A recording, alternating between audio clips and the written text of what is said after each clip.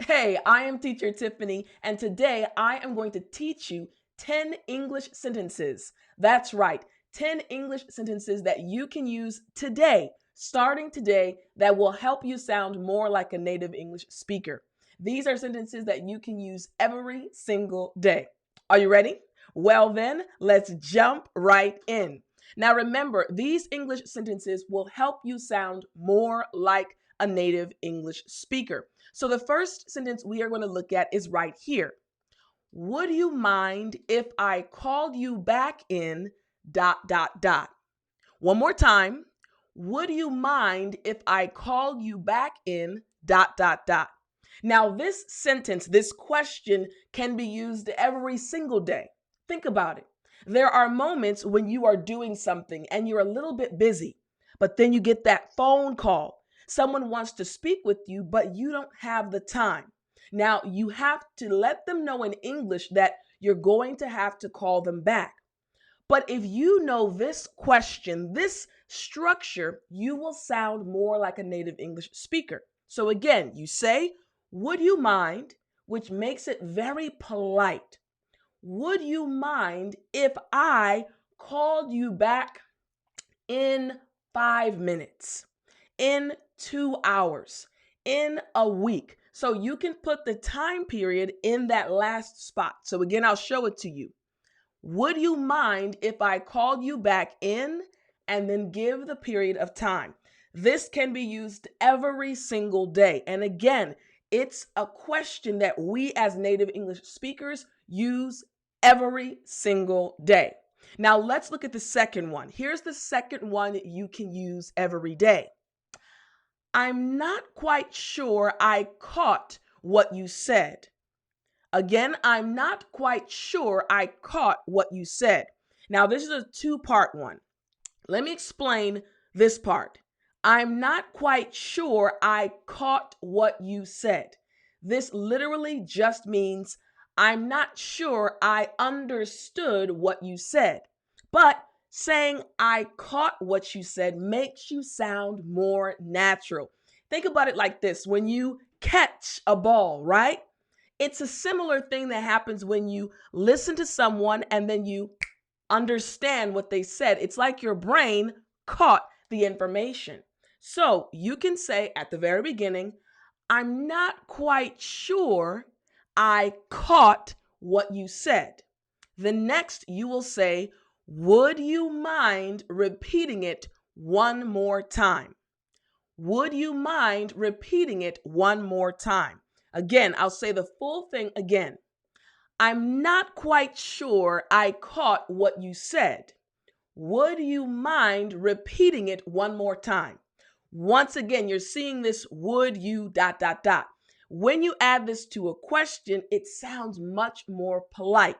So as an English learner, you're going to hear many different things, and sometimes you will not understand what a native English speaker is saying.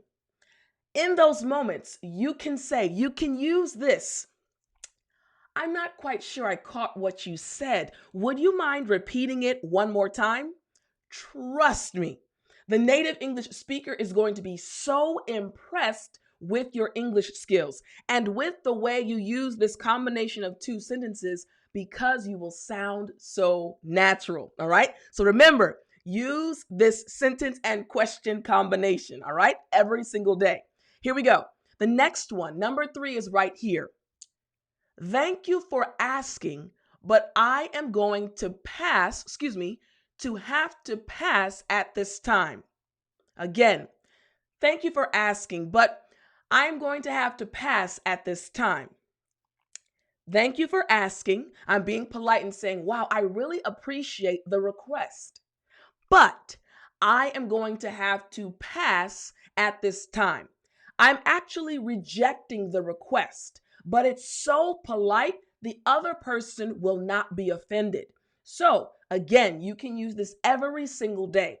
People will request things from you. People will ask you for things. You can respond like this. Again, you can use this every single day. Thank you for asking. Let them know that you appreciate the fact that they asked for your help. Hold on, I'm going to drink some water, guys. Woo! delicious. All right. You could say again, thank you for asking, but I am going to have to pass at this time. You're rejecting their request, but very, very politely. All right. Here we go. Next, number 4.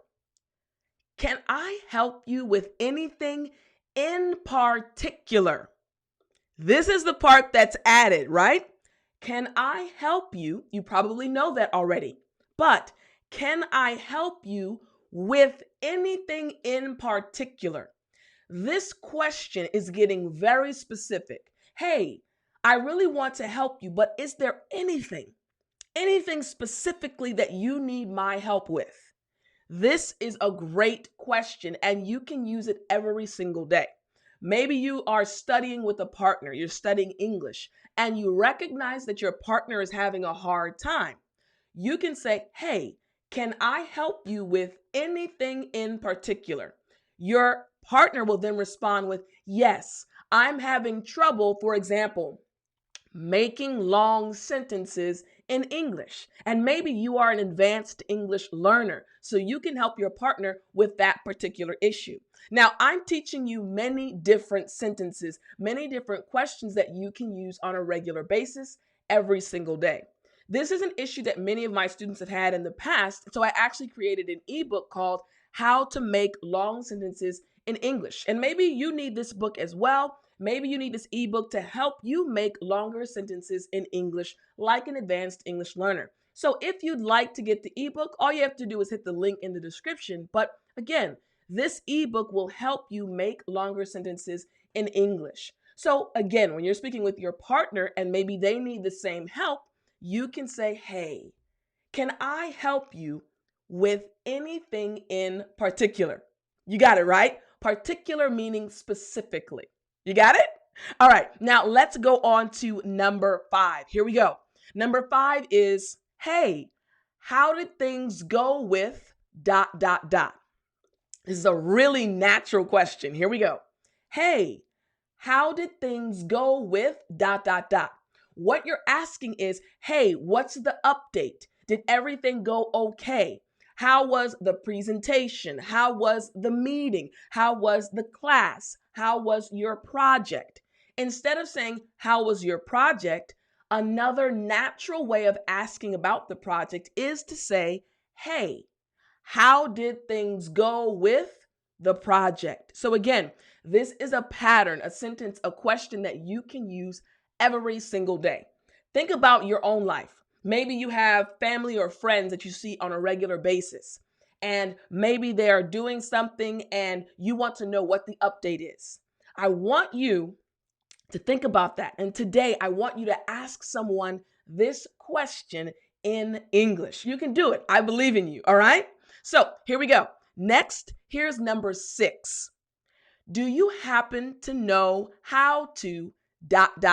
Again, do you happen to know how to ... Again, now you're asking someone if they know how to do a specific thing. But instead of saying, do you know how to ... You're saying, do you happen to know how to ... This is another way of asking them that question, but it's a little bit more polite. It's also teaching you again how we speak. We say this, hey, perhaps, maybe. I'm just guessing, but do you happen to know how to? So it's really a good way of asking someone. You're guessing that they may know how to do it, but you're not sure. So you're adding that happen to within the question at the beginning. So, hey, do you happen to know how to make long sentences in English? Do you happen to know how to give an introduction? Do you happen to know how to write an English paper? You can create any sentence, any question using this pattern to ask someone if they know how to do something. All right? Okay, here we go. So number 7 is right here. It was a pleasure meeting you. I look forward to speaking with you again in the future. One more time. It was a pleasure meeting you.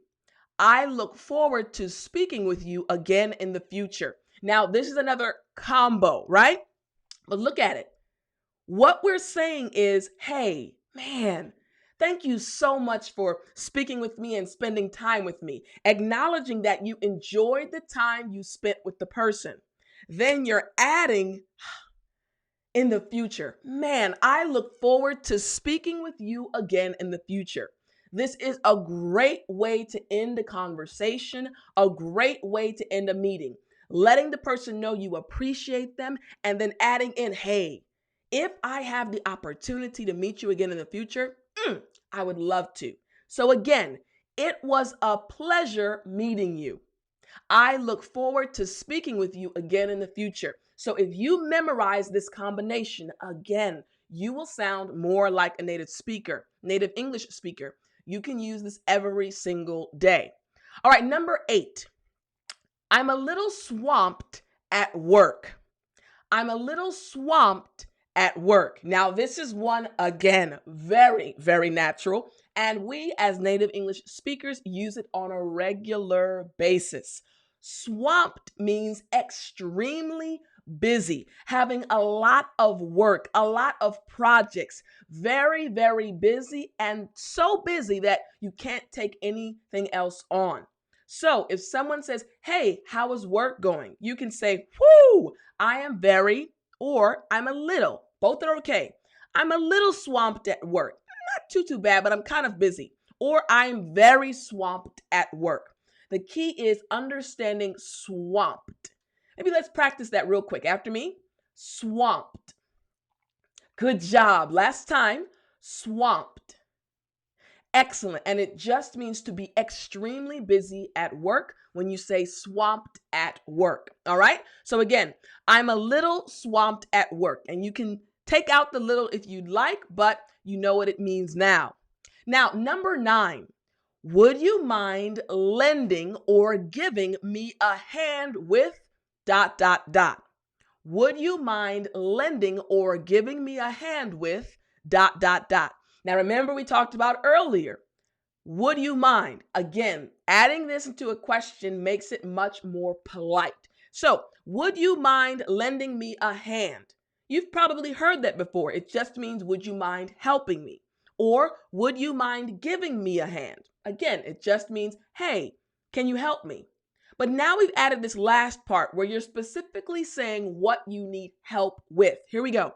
Would you mind lending me a hand with this box? I need help lifting this specific box. Again, I'm helping you become more of an advanced English speaker.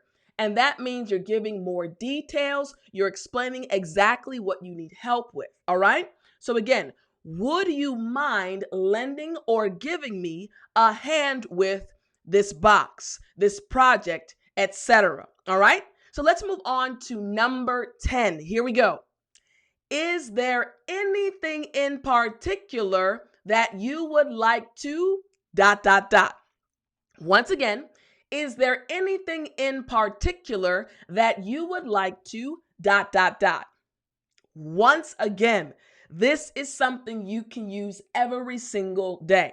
So think about going out with your friends, right?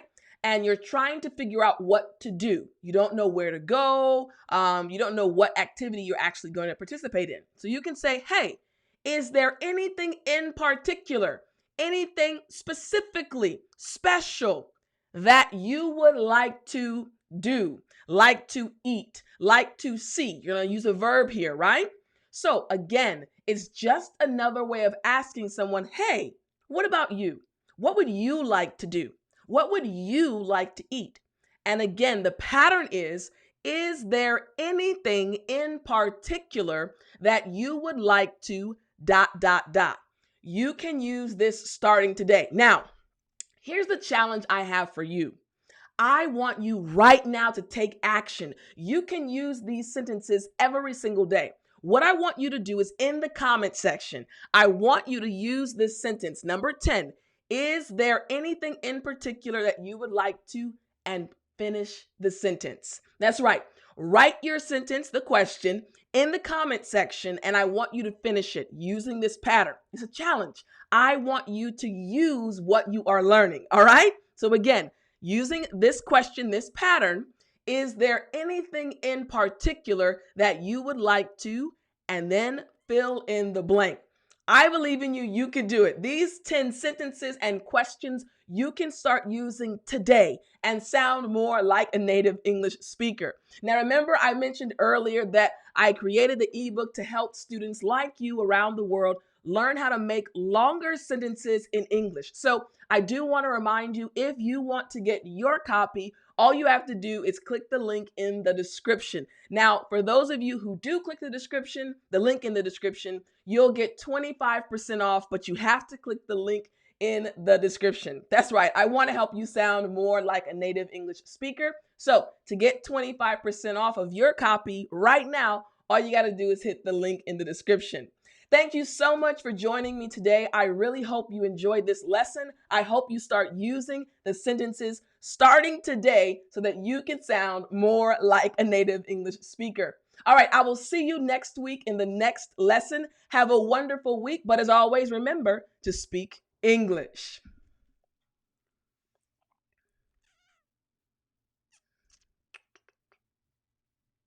You still there?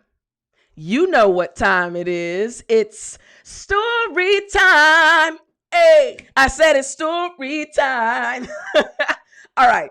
So I'm going to tell you a story today about when I was in the fourth grade. Yes, I was in the fourth grade. I think I was either 9 or 10 years old. Now, as you probably already know, I was a very studious student. It means I enjoyed studying, I enjoyed learning, I got good grades, I always did well on tests. I was that student. Now, I enjoyed having fun as well, but I really loved learning. So in fourth grade, unfortunately, our teacher got sick. So that year we had lots of substitute teachers. We went through quite a few. And as kids, when you have a substitute teacher, you're excited because you really don't have to study too hard because the substitute doesn't know everything that you've been studying. So you get a lot of recess time. So we had a great experience with our substitute teachers. But eventually they did. Our school did find a new permanent teacher. So I remember when she opened the door and walked into our classroom. Now, she was the short lady. That's the first thing we recognized. We may have been in the fourth grade, but we knew that she was not tall. She was a shorter lady. She was wearing glasses, and she had kind of like a stern. This is what stern means, right? Very serious and a little bit maybe mean. A stern look on her face when she walked in. She said, "Hello, fourth grade." And we're like, "Hello." And so she walked in, told us her name, and then she sat down and she proceeded to basically teach the class and let us know how things would go. So she was a good teacher. We didn't really like her as much in the beginning because we felt she was so strict, right? So one of her rules was when you finish taking a test, you need to bring it up to her desk and immediately go back to your seat and put your head down, right? Put your head down. Don't talk to your friends. Put your head down. So, okay, it was, in our opinion, we're like, this rule is a little bit much, but okay, we'll follow the rules. Again, I was a good student too. I followed the rules. I really didn't get in trouble much. I got in trouble for like talking with my friends, but nothing bad. So anyways, one day we had this exam. So we were taking the test and I finished pretty early. So I stood up very quietly. I took the test to her desk. She said, "Okay, go back to your seat, sit down and put your head down." I said, "Okay." So I walked back to my seat, right? And I sat down. And right before I put my head down, I remembered, wow, we bought this new picture that was on the wall. And I just wanted to look at it again really quickly. So again, I sat down and I was about to put my head down, but I looked at the picture. I was an artist, so I was very fascinated with beautiful things. So I looked at it really quickly. Honestly, it may have been for 5 or 10, not even 10 seconds. 5 seconds. Within that 5-second period, 1, 2, 3, Tiffani, I heard my name called. And I was like, whoa. So I looked at her and she said, "Tiffani, come here now." I didn't understand what was happening. So I stood up and I walked to her desk. And she said, "Didn't I tell you to go back to your seat and put your head down?" And I was like, "Yes, I was putting my head down." She said, "Did I tell you to lift your head up and look at the picture?" And I was like, "No, but I was..." She said no. And she gave me at that time, I think was it detention? I can't remember the punishment, but I got punished for looking at a picture. And even now, as a grown adult, thinking about that situation, it still baffles me. I got in trouble for looking for 5 seconds at something, and then she called me. So, anyways, again, needless to say, we did not particularly like her during that year because she was extremely strict. She said, I didn't tell you to look at anything. I said, put your head down immediately. Technically, yes, she was right, but I mean, 5 seconds. So, anyways, back to my desk. Of course, I was upset. I was not a rude kid, though. I just was upset that I gotten in trouble. Laid my head down. Of course, my parents had to find out and everything. Now, fast forward, again, that entire year, she was a good teacher. Now that I'm older, she was a good teacher. She was extremely strict, and we didn't really like her strictness. Let me say that, her strictness that year. However, when we all moved up to 5th grade, we all agreed that we loved her as a teacher. And it wasn't because our 5th grade teacher was bad. No, she was great too. But I think we realized the reason why she was so strict. Just like a parent is strict with a child, giving the child rules and things to follow, the parent is literally trying to guide the child. And I think once we were out of her class, we realized that. So much so that up until now, we love her so much. Literally, what has it been? 20 something years. No, 30 years. Wow, 30 years. I'm getting old. It's been like 30 something years, and we still love her to this day. When I see her, like I've seen her at some event, she's still little. She comes up not even to my shoulder. She's really little. When I see her, it's like I turn into a middle school child. I turn into an elementary school student. And I'm like, hey, how are you? Because I really do love her. So even though that situation was a little bit, as a kid, you're kind of shocked. Now, as an adult, I realize, she was just trying to guide us and help us understand the importance of rules. So I hope you enjoyed that story. Maybe you had a strict teacher when you were in school, maybe not, but you can let us know in the comments. Don't forget, once again, to remember, make your own sentence using this question. Is there anything in particular that you would like to do? ... Make your own sentence and put it in the comment section. And also remember to get your ebook right now, How to Make Long Sentences in English. Click the link in the description to get 25% off. I want to give you this gift because I want you to sound more like a native English speaker. All right, guys, thank you again so much. I hope you enjoyed the story, and I will see you next week. Have a wonderful week, and I'll talk to you next time.